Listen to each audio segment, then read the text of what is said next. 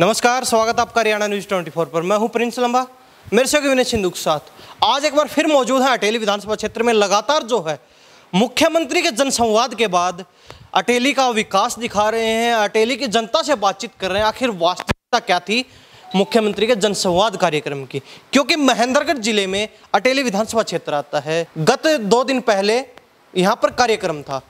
इस बीच कुछ videos viral हो रही थी जिसमें आपने साफ देखा होगा कि बीजेपी के कार्यकर्ता ही उनके खिलाफ बोलते हुए दिखाई दे रहे थे। पूरा मामला क्या है उसकी सच्चाई जानने के लिए हम अटेली में मौजूद हैं और हमारे साथ वही शख्स मौजूद हैं जो आपको वीडियो में दिखाई दिए थे, जो साफ कहते दिखाई दे रहे थे कि मुख्यमंत्री का जनसंवाद कार्यक्रम पूरी तरह से फ्लॉप है और पूरी तरह से परिप्लान किया गया है, जिसमें लोगों को कह के बिठाया गया है कि आपको ये बोलना है मुख्यमंत्री के सामने, आपको ये बात कहनी है। यानी कि पार्टी के जो है कार्यकर्ता, पार्टी के जो है पदाधिकारी ही इस प्रकार जो है अपने मुख्यमंत्री के कार्यक्रम के खिलाफ बोलते हुए दिखाई देते हैं, तो कहीं ना कहीं मामला बहुत बड़ा होने वाला है। सारी सच्चाई से पर्दा उठाएंगे, हर सवाल करेंगे जो जनता जानना चाहती है कि वास्तव में मामला क्या था। अशोक नावदी हमारे साथ मौजूद हैं, जो पार्टी के पदाधिकारी रहे हैं, पार्टी के बहुत पुराने कार्यकर्ता हैं, काफी वर्षों से पार्टी को अपने खून पसीने सिंचा है। तो अशोक जी, सबसे पहले स्वागत आपका हरियाणा न्यूज 24। स्वागत है और सभी दर्शकों को मैं नमस्कार करना चाहूँगा और आपका स्वागत करना चाहूँगा अटेली आने पे। Thank you. तो अशोक जी, सबसे पहले वीडियोज वायरल हो रही हैं आपकी काफ़ी, जिसमें मुख्यमंत्री के खिलाफ आप बोलते हुए दिखाई दे रहे हैं। कार्यक्रम को पूरी तरह फ्लॉप बता दिया, प्री-प्लान बता दिया। तो क्या पूरा मामला है, वास्तविकता क्या है? देखिए, लोग अपनी अपेक्षाएं लेके आए थे कि भाई सीएम साहब इलाके में आ रहे हैं तो अपनी जो समस्याएं हैं गाँव से संबंधित या फिर अटेली शहर से संबंधित, यहाँ 2 सबसे बड़ी मांगे थी। पहली मांग थी अटेली को उपमंडल का दर्जा मिलेगा, सब लोगों का मानना था, लेकिन लोग खाली हाथ रहे। और बहुत पुरानी मांग, बहुत सबसे पुरानी अटेली विधानसभा क्षेत्र डिस्ट्रिक्ट महेंद्रगढ़ का सबसे पुराना विधानसभा क्षेत्र है और इस क्षेत्र की सबसे ज़्यादा अनदेखी हुई है, क्योंकि कनीना में जब उपमंडल बन जाता है तो मेरा गांव सबसे अंतिम छोर पे राजस्थान से छटा हुआ गांव है और कनीना लगभग वहाँ से पड़ता है 40 किलोमीटर। तो मेरे गांव के लोगों को धक्के खा के कनीना जाना पड़ता है। किस कमी के कारण कि अटेली के अंदर उपमंडल नहीं है, इसलिए अधिकारियों के चक्कर कनीना के काटने पड़ते हैं। और अटेली कितना पड़ता है? अटेली मात्र 10 किलोमीटर पे है। तो हमें अपेक्षाएं थी कि सीएम साहब आ रहे हैं, क्योंकि प्रदेश की राजा हैं और राजा है तो कुछ न कुछ देके जाएंगे, क्योंकि कार्यक्रम था अटेली के अंदर, तो हमें निराशा हाथ लगी। दूसरी थी सीएम साहब का रात्रि ठहराव का कार्यक्रम दोंगड़ा हिर गाँव में था, तो सीएम साहब कह के गए थे कि भाई हम नॉर्म्स के अनुसार काम करेंगे और सीमा या दोंगड़ा किसी एक को इसकी सर्वे कराएंगे।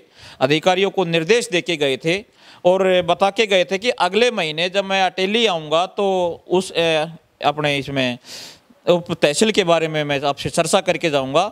लेकिन सबसे बड़ी विडंबना और दुर्भाग्य और अफसोस इस बात का है कि जब दोंगड़ा गांव की सरपंच महोदया बोलने लगी कि जी हमारी वर्षों पुरानी मांग है उप तहसील की, तो सीएम साहब ने कहा कि आप बैठिए, आगे वाले को माइक दे दीजिए। तो ये किस तरह का जनसंवाद था? मैं नहीं मानता कि जनसंवाद था। तो आगे बढ़ने से पहले आपसे यही सवाल है कि सबसे पहले आप बहुत पुराने कार्यकर्ता हैं पार्टी के, किन किन पदों पर आप रह चुके हैं वो बता दीजिए एक बार, ताकि लोगों को पता चल सके कि वास्तव में आप बीजेपी के ही कार्यकर्ता हैं। देखिए, युवा मोर्चा के अंदर मैं जिला मीडिया प्रभारी रह चुका, नांगल चौधरी विधानसभा का युवा मोर्चा के नाते वहाँ का प्रभारी और विस्तारक रह चुका, और हमारी मीटिंग रोहतक के अंदर हुई थी जिसमें ये जिम्मेदारियां दी गई थी। उसमें 90 विस्तारक थे और वो मीटिंग पार्टी के शीर्ष नेतृत्व आदरणीय श्री जेपी नड्डा जी, जो पार्टी के भारतीय जनता पार्टी के संगठन के अध्यक्ष हैं, उनकी मौजूदगी में ये जिम्मेदारियां दी गई थी। दूसरी, स्वावलंबी भारत अभियान का जिले का सह संयोजक का दायित्व मेरे पास में रह चुका, तो ये संगठन के नाते ये दायित्व मेरे पास में रहे हैं। बिल्कुल, ये इसीलिए हमने सवाल किया ताकि कल को आपकी पार्टी के नेता, आपकी पार्टी के कार्यकर्ता वो आरोप ना लगाएं कि ये हमारी पार्टी में है ही नहीं। इसलिए ये सवाल किया ताकि लोगों को पता चल सके, दर्शकों को पता चल सके। हमने देखा आपने साफ साफ कहते हुए दिखाई दे रहे थे, कोई मांग पत्र आपको सौंपना था, मुख्यमंत्री जी से चंद मिनटों का समय चाहिए था, आपको मोहलत ले रहे थे चंद मिनटों की। उसके लिए नहीं जाने दिया गया, पुलिस ने रोक लिया, उसके बाद आपको कहा गया आप वहाँ आ जाइए, वहाँ आ जाइए, वहाँ मिलवा देंगे, वहाँ मिलवा देंगे, फिर क्या रहा आपका मामला?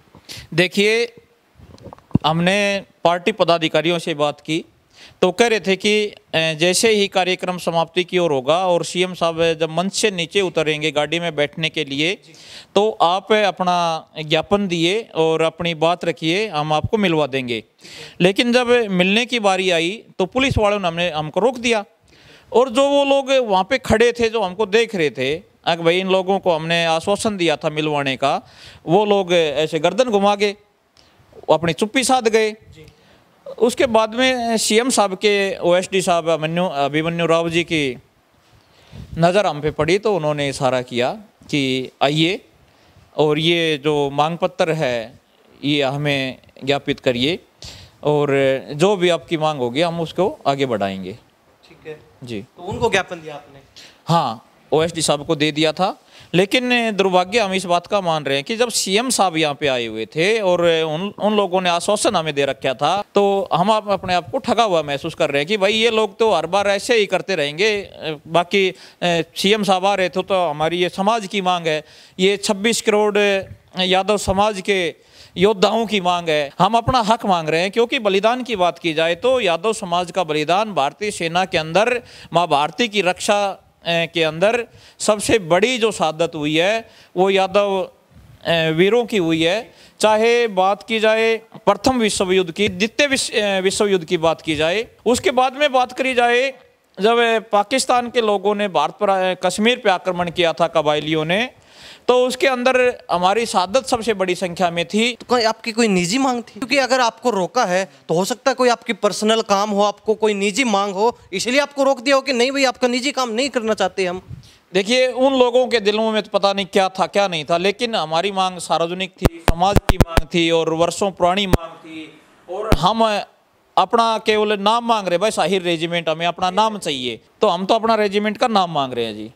नावदी जी हमारे साथ खास बातचीत में है, सारी बातचीत जान रहे हैं क्योंकि इनकी जो है एक वीडियो वायरल हो रही है जो सभी ने देखी है पूरे हरियाणा प्रदेश में, और जहां जहां मुख्यमंत्री जा रहे हैं वहां कोई ना कोई बवाल जरूर खड़ा हो रहा है इनके जनसंवाद कार्यक्रम में। और विनय सिंह जी को एक बार दिखा दीजिए तस्वीर, इनका पूरा भाईचारा बैठा है। जो घटना इनके साथ घटित हुई है, इनका मांग पत्र नहीं लिया गया, जबकि कोई निजी मांग नहीं थी, कोई पर्सनल काम नहीं था इनको, बल्कि एक सार्वजनिक मांग थी जो बहुत लंबे समय से चली आ रही है, जिसको लेकर कई बार इन्होंने धरना भी दे चुके हैं, आमरण अनशन तक कर चुके हैं, दिल्ली तक में धरना लग चुका है, पूरे जो है देश से अहीर रेजिमेंट के लिए लोग इकट्ठा हो चुके हैं। उसके लिए ये मांग पत्र सौंपना चाहते थे, उसके लिए भी इनको जो है दरकिनार कर दिया जाता है, इनकी मांग को, और इनको भी मिलने तक नहीं दिया जाता, 2 मिनट का समय भी जो है इनको नहीं दिया जाता है, इसलिए सभी में रोष है।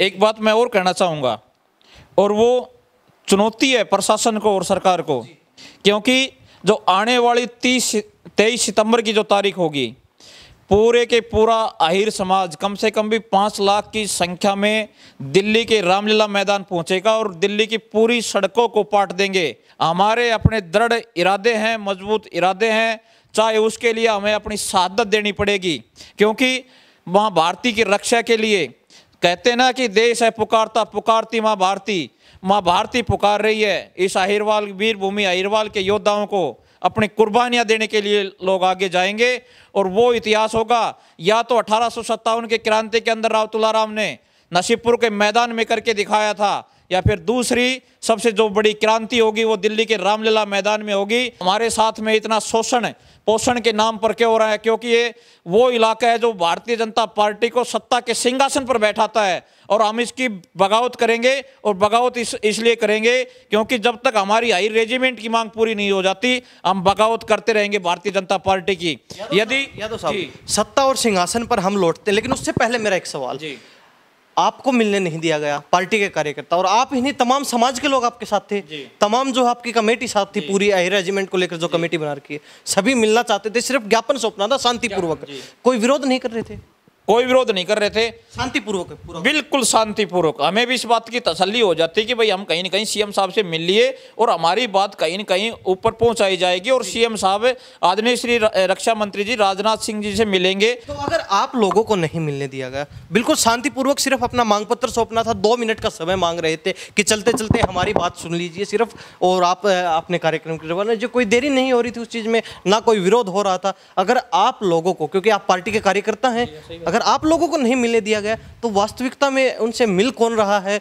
उनके सामने जो सवाल जवाब हो रहे हैं, जो जनता बात कर रही है, वो लोग कौन है? अगर आप लोग कार्यक्रम में थे ही नहीं तो जो कार्यक्रम में जा रहे वो लोग हैं कौन वास्तविक? देखिए, जब सीएम साहब का कार्यक्रम 28 का था तो 27 तारीख को ही जिन लोगों को बोलना था उनसे बातचीत हो गई थी कि भाई आप लोगों को ये बोलना है और इस तरीके से बोलना है, क्योंकि हम अपनी बात बिल्कुल बेबाकी से रखते हैं। तो उनको कहीं ना कहीं लगा कि यार ये लोग कहीं हाई रेजिमेंट का बहाना लेकर के कहीं और मुद्दे को तो नहीं खड़ा कर देंगे, या कोई बखेड़ा तो नहीं बन जाएगा। आपने कहा कि पूरा परिप्लान कार्यक्रम चल रहा है, कोई भी जो है व्यक्ति ऐसा नहीं है जो अपनी मर्जी से आके कार्यक्रम में शामिल हुआ, सभी लोगों को पहले से ही सिखाया गया है, पढ़ाया गया है, तब वो लोग यहाँ आके शामिल हुए। ये इसलिए मानता हूँ कि कुछ बहुत से लोगों को नज़रअंदाज कर दिया गया था, उनको कार्यक्रम में जाने से रोक दिया गया था। तो इसका मतलब आप क्या समझते हैं? मैं तो यही मानता हूँ कि उन लोगों को शायद पता चल गया होगा कि भाई ये लोग कुछ न कुछ अपनी बातें रखेंगे और इस तरह की बातें वहाँ नहीं होनी चाहिए, क्योंकि सीएम साहब का कार्यक्रम है और इसका संदेश शायद गलत जाएगा। जी। तो जिस प्रकार हमें पहले भी सुनने को मिला, क्योंकि अनेक कई जगह पर इनका जनसंवाद कार्यक्रम पहले हो चुका है, महेंद्रगढ़ में हुआ, उससे पहले भिवानी में हुआ, करनाल में हो चुका, सिरसा में हो चुका, उधर पलवल में हो चुका। तो वहाँ पर जनता ने एक ही बात कही कि इनके कार्यक्रम में सिर्फ कुछ चुनिंदा लोग जिनको पास बना के दिया जाता है वो ही शामिल होते। इस बात में कितनी सच्चाई है? देखिए, सच्चाई काफ़ी हद तक सच्चाई है, और दूसरी बात यह है कि लोगों में कार्यक्रम के प्रति नाराज़गी भी है, क्योंकि इससे पहले पार्टी ने पहले वाले चुनाव में 2019 के चुनाव में नारा दिया था 75 पार का। सीएम साहब ने कार्यक्रम कर दिए जन आशीर्वाद यात्रा के, तो उसमें सब लोगों ने अपने स्तर पे कार्यक्रम किए। एक विधानसभा में 10-20 कार्यक्रम हो गए, उनके लाखों करोड़ों खर्च हो गए। तो उसके बाद में नतीजा ये हुआ कि जब उनको टिकट नहीं मिल पाई तो वो लोग बगावत पे उतर गए। तो मेरे को लग रहा है कि जनसंवाद का कार्यक्रम भी इसी तरह का रहेगा और उसका परिणाम कहीं आगे देखने को मिलेगा, तो यही मिलेगा। हरियाणा में बीजेपी को जो है डूबती जहाज में बिठा सकता है। हाँ बिल्कुल, इस तरह के कार्यक्रम होने नहीं चाहिए थे, और होने चाहिए थे तो आम पब्लिक में से कोई भी व्यक्ति बोलता तो उसकी बात से सीएम साहब सुनते, और जहां तक उनका समाधान निकलता तो समाधान निकालने के प्रयास करते।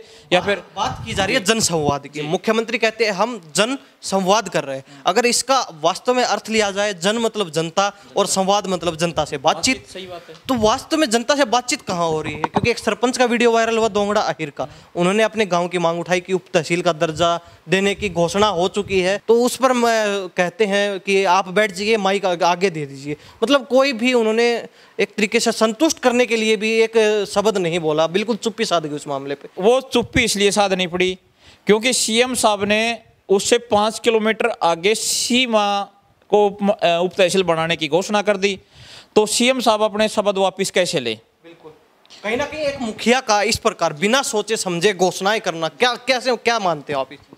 देखिए, उनको यहाँ के जो विधायक जी थे सीताराम जी, उनसे डिस्कस करना चाहिए था, क्योंकि अगला पड़ाव जो रात्रि ठहराव का था वो दोंगड़ा का था। ये घोषणा करेंगे वो सीमा के अंदर और रात्रि ठहराव करेंगे दोंगड़ा के अंदर, और वो जो उनकी मांग थी वो मांग पूरी कर रहे हैं वो सीमा के अंदर, तो कहीं ना कहीं वो नाराजगी तो उन लोगों के दिल में रहेगी और उसका वो शिकार भी हुए। अटेली की बातचीत कर ले, क्योंकि जनसंवाद 2 दिन पहले हुआ है, तो कितना फायदा हुआ? कोई सरकारी जो योजना मिली आपको, कोई कॉलेज वगैरह मिला हो, या फिर आपके उपमंडल की मांग थी वो पूरी हुई हो, दोंगड़ा अहिर की उप तहसील की मांग थी वो पूरी हुई हो, कोई पॉलिटेक्निक कॉलेज, इंजीनियरिंग कॉलेज या फिर कोई और सरकारी संस्थान मिला हो आपको, कुछ डेवलपमेंट हुई हो, या फिर और कोई परियोजनाएं बड़ी मिली हो, क्या कुछ जो है अटेली को इससे फायदा हुआ है जनसंवाद से? देखिए, जनसंवाद से तो कोई फायदा नहीं मिला, इसकी तो कहीं न कहीं लोगों में निराशा हुई है।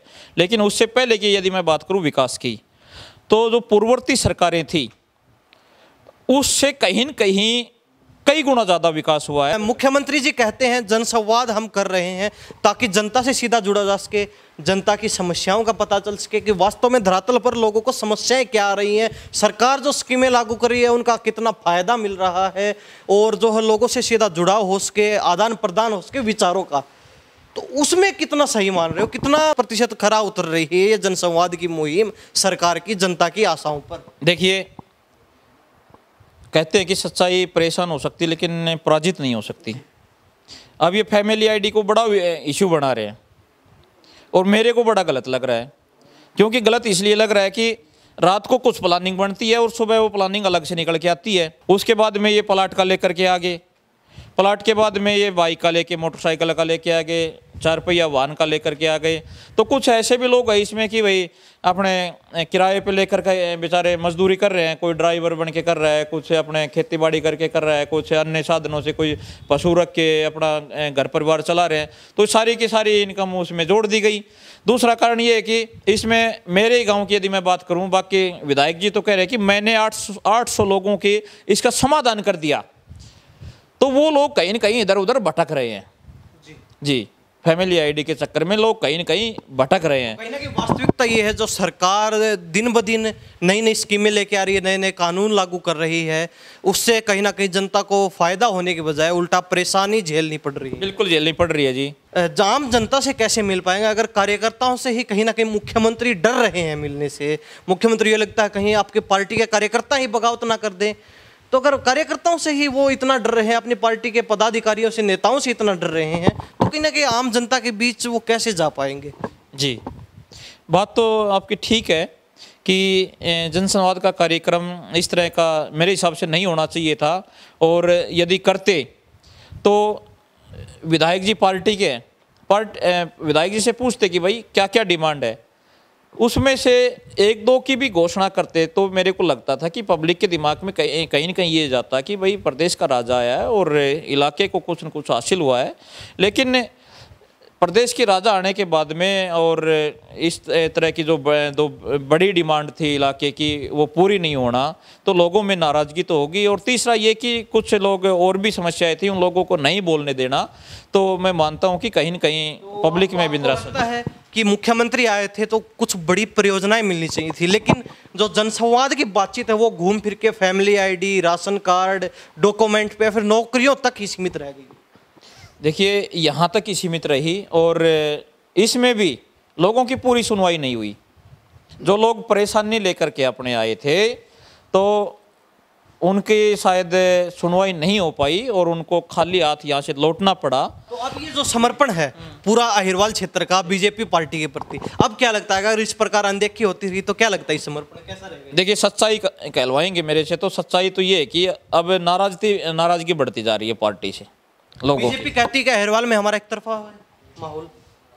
देखिए, ऊपर आने वाले समय भी कह रहे हैं हमारी सीटें बढ़ के आने वाली। जो लोग चंडीगढ़ और दिल्ली में बैठते हैं तो उनको तो लगता होगा कि भाई हमारा पहले जैसा माहौल है, लेकिन हम ग्रामीण क्षेत्र से जुड़े हुए लोग हैं, तो जो आम लोगों की बात सुनते हैं उन लोगों में कहीं न कहीं नाराजगियां हैं। तो अशोक जी से बातचीत हो चुकी है, तमाम जो युवा साथी मौजूद है इनसे बातचीत कर लेते, क्योंकि सर्व समाज की मांग थी अहिर रेजिमेंट की, किसी का पर्सनल काम नहीं था। तो इनमें भी कहीं ना कहीं रोष उस बात का, इनमें भी गुस्सा है उस बात के प्रति कि इनको मिलने नहीं दिया गया, मांग पत्र सौंपना था वो नहीं सौंपने दिया गया, समय नहीं दिया गया।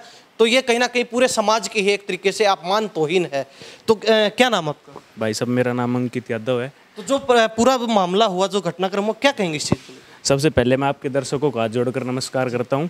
मेरा पहला इंटरव्यू है, इससे पहले ना तो मैंने कोई इंटरव्यू वगैरह दिया है, पर इसके अंदर जो अहिर रेजिमेंट की मांग उठाई गई है, सभी जो अहिरवाल क्षेत्र है, यहाँ के आसपास के जितने भी बड़े हैं, जो बड़े बड़े पदों पर आसीन है या वैसे जो युवा साथी हैं, सब ने लगातार अहिर रेजिमेंट की मांग उठाई। आप लगातार सोशल मीडिया के आधार से देख रहे होंगे, पूरा पुरजोर मांग उठ रही है बार बार। और भी जो 36 बिरादरी का भाईचारा है, जो हमारे साथी हैं, जैसे पीछे बैठे हैं भाई साहब मोहित ठाकुर हैं, ये राजपूत समाज से हैं, और भी एक अभी हैं वो अपने ब्राह्मण समाज से हैं। सब जो भी अपनी अहिर रेजिमेंट के लिए जो मांग होती है वहाँ पे धरने प्रदर्शनों में हर जगह जाते हैं।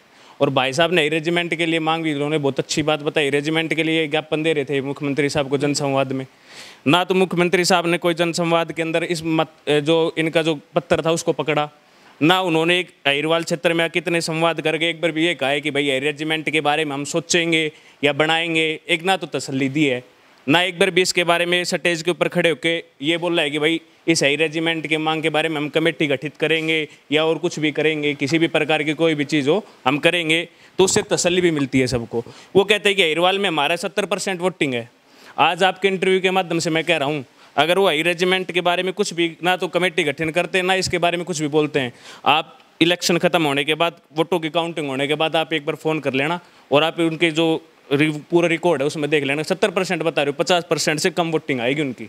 जी, तो कहीं ना कहीं आपके विधायक हैं, अटेली विधानसभा क्षेत्र की बातचीत करें जहां हम मौजूद हैं, और यहीं पर जनसंवाद हुआ 2 दिन पहले, तो उन्होंने मांग नहीं उठाई आपकी? उनको पता नहीं है कि अहिर रेजिमेंट की मांग काफ़ी लंबे समय से चली आ रही है? उन्होंने मांग कोई कहता उठाई है पहले, अभी जो मुख्यमंत्री का जनसंवाद था उसमें नहीं उठाई है। वो तो एक चलो MLA हैं, बहुत से ऐसे मंत्री विधायक बैठे हैं हमारे जो अहिर समाज से हैं, अगर वो वहाँ पे जाते हैं विधानसभा में या लोकसभा में जाते हैं, एक बार भी आप इंटरव्यू निकाल के देख लो किस किस ने मांग उठाई, कोई 2-4% ने उठाई है तो बात अलग है। अगर हमारे ही वो भी दबाव में अगर हमारे ही मांग उठाते तो हमें इंटरव्यू देने की जरूरत थोड़ी पड़ती है, हमें मिल ही जाता। आप तो मानते हो इस बात को? इस प्रकार आप लोगों को समय ना देना कहीं ना कहीं किसी एक व्यक्ति का काम नहीं था, बल्कि सर्व समाज की बात थी, तो कहीं ना कहीं ये सर्व समाज का अपमान हो, सर्व समाज की तौहीन नहीं। हाँ जी बिल्कुल, सर्व समाज की तौहीन है।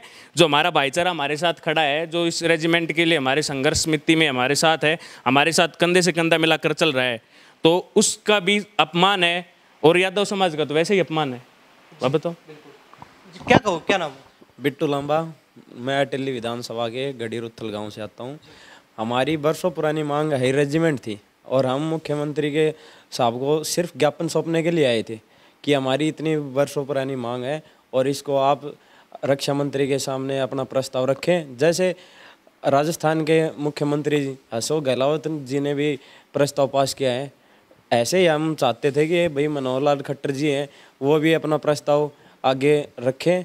और हमारी यही एक मांग है, जो सिर्फ वोट उसी को मिलेंगे जो हमारी हाई रेजिमेंट की मांग ऊपर तक पहुंचाएगा, हाई रेजिमेंट बनवाएगा, जो समाज के काम आए, जो समाज के साथ कंधे से कंधा मिला के चलेगा, सिर्फ वोट वही पाएगा।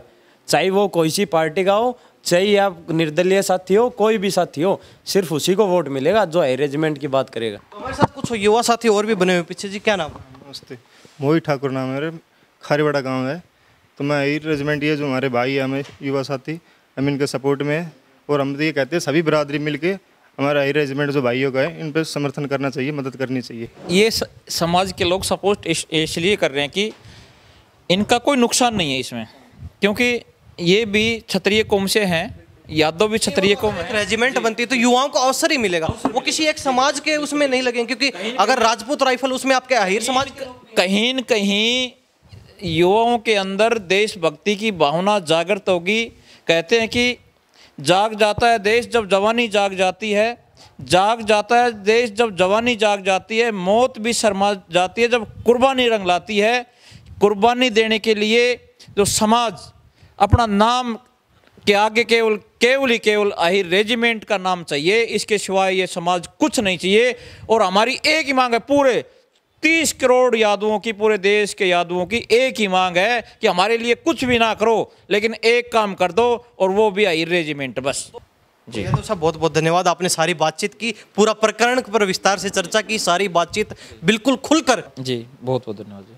तो ये जो तमाम, फिर कहना चाहूँगा, इनका भाईचारा बैठा है पूरा जो है अटेली विधानसभा क्षेत्र है, क्योंकि इन लोगों में भी रोष है कि इनकी मांग नहीं सुनी गई, जनता पर कहीं ना कहीं अपमान किया गया है एक तरीके से इन लोगों का, क्योंकि पूरे जो है सामाजिक मांग थी, कोई पर्सनल काम भी नहीं था इनको, सामाजिक मांग है, अगर नहीं सुन रहे हैं तो फिर किस प्रकार का जनसंवाद, कैसा जनसंवाद जो है लोगों से हो रहा है। रही दूसरी बात, अगर इन्होंने ये भी साफ कर दिया है, अगर इसी प्रकार से कार्यकर्ताओं की अनदेखी होती रही तो कहीं ना कहीं अहिरवाल क्षेत्र में बीजेपी को बड़ा खामियाजा आने वाले समय में इस चीज़ का भुगतना पड़ सकता है। और ऊपर से इन्होंने साफ कर दिया है कि अगर कार्यकर्ताओं से ही सीएम डर रहे हैं बातचीत करने से, जनसंवाद करने से, तो आम जनता से किस प्रकार कर पाएंगे, क्योंकि ये जो चाक चौबंद व्यवस्था है पूरी पुलिस प्रशासन की, पुलिस की, ये कुछ समय तक रहेगी। अगर आने वाले समय में सत्ता ही नहीं मिल पाई, सत्ता की कुर्सी पर काबिज ही नहीं हो पाएंगे, तो कैसी व्यवस्था जो है रहेगी। उसके बाद तो दोबारा इनको आना तो जनता के बीच ही पड़ेगा।